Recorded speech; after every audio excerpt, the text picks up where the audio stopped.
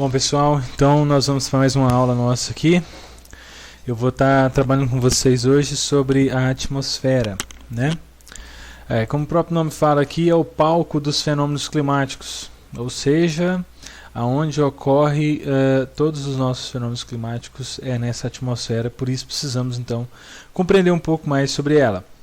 Muitos perguntam, o que é a atmosfera? Então tá aí, de forma resumida e simples.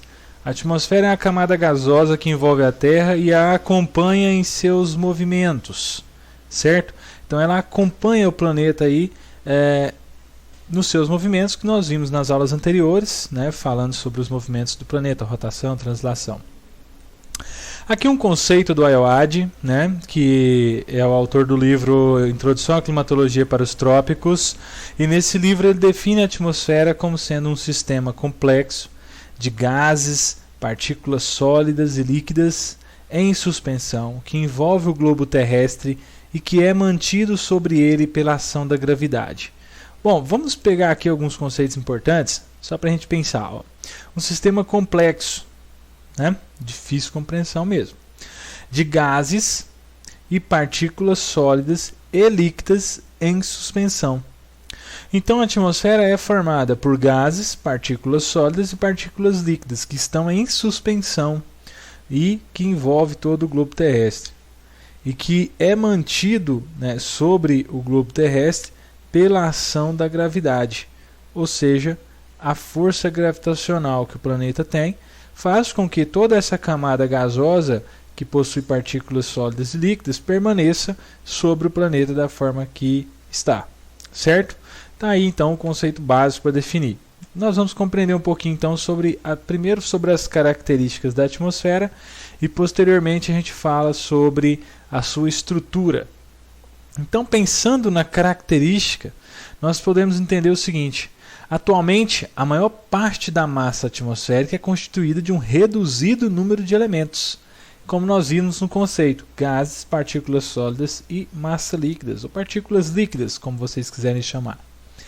Existe na atmosfera basicamente dois grupos de gases. Então vamos conhecer primeiro sobre os gases, depois as partículas sólidas. Já vou adiantar que as partículas líquidas é água, tá?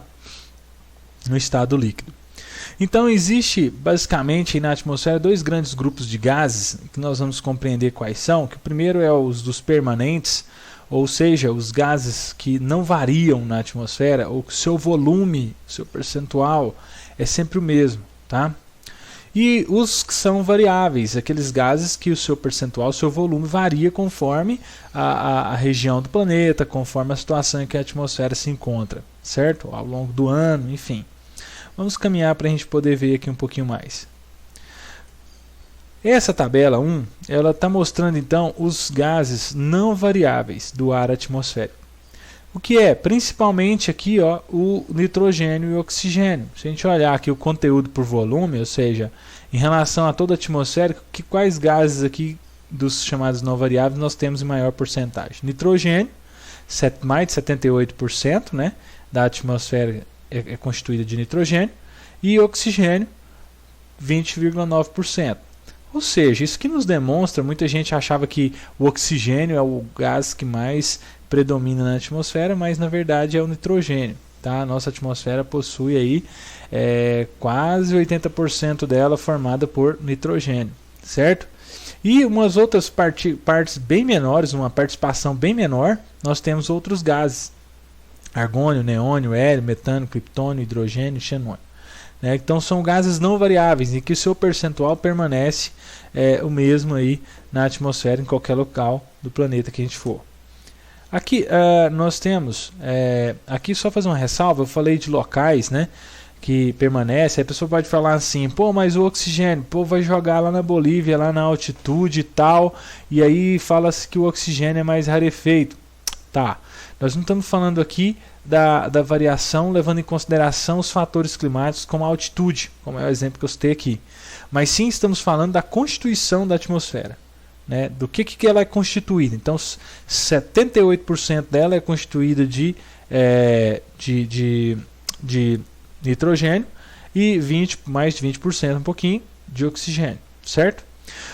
Bom, e que não varia, são gases chamados de gases não variáveis. Aqui nós temos os gases variáveis, certo? E esses gases, sim, eles podem variar, por exemplo, sobre os oceanos, nos continentes. Nós temos variações que é o vapor de água e que oscila, né? Em todos os locais do planeta nós temos oscilação de vapor de água. Por exemplo, aqui em Porá mesmo, nós podemos perceber que durante o período seco a taxa de vapor de água presente na atmosfera é menor em comparação com o período chuvoso. Então nós estamos no mesmo lugar e o gás está variando. A quantidade de oxigênio e de nitrogênio, que são gases não variáveis, permanece a mesma, né? Compreendem? Aqui o dióxido de carbono também, né? Se eu estou numa área onde eu tenho muita atividade industrial, muita queima de combustível fóssil, eu vou ter então uma taxa de dióxido de carbono muito grande na atmosfera.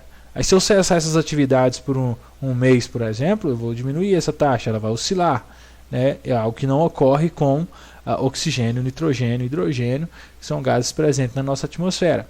Estão compreendendo a ideia aqui agora? Então entenda, não estou falando em relação à variação dos outros gases chamados de não variáveis, em comparação à dinâmica da crosta terrestre, mas estou falando em relação à constituição da atmosfera. E estou dizendo que no mesmo ponto dessa superfície, essa atmosfera ela pode ter variações desses gases aqui, como eu citei, que são os variáveis, principalmente vapor de água e dióxido de carbono, certo?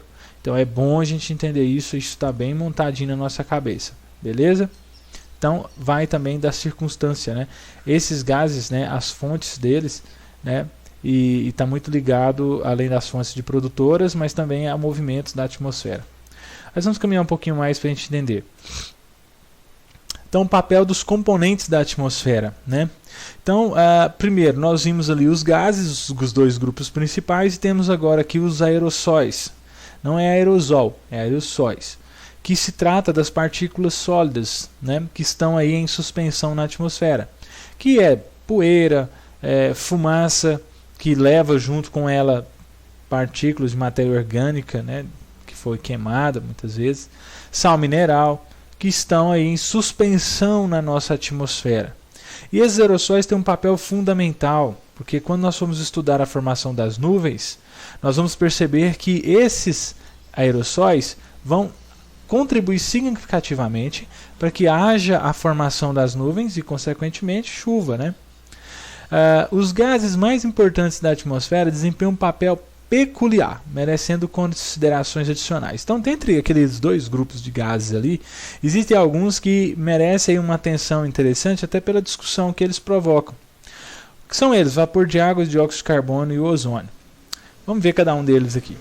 Primeiro, o vapor de água, né? Muito importante. Desculpa a barulheira, gente. Talvez vocês estão ouvindo no vídeo, tem muito carro passando na rua aqui de casa, tá?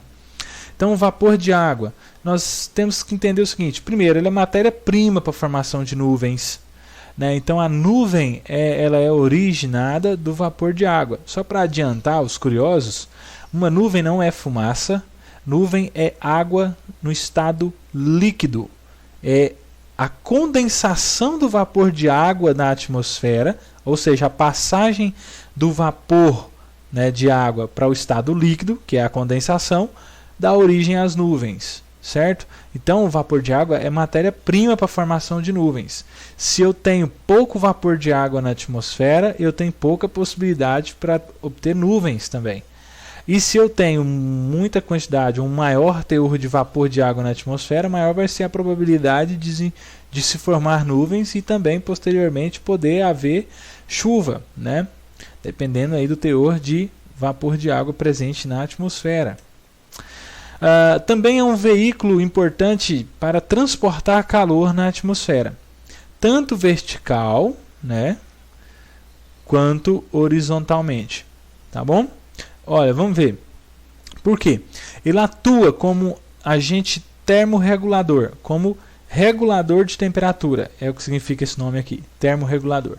Em virtude do efeito estufa. Não estou falando de efeito estufa, é esse considerado aí pela sociedade científica que fala do aquecimento global, mas do efeito estufa natural que o planeta possui para manter a sua temperatura regulada. E que produz transparente a radiação de onda curta, né? Ou seja, em relação à radiação de onda curta proveniente do Sol, ele não a absorve.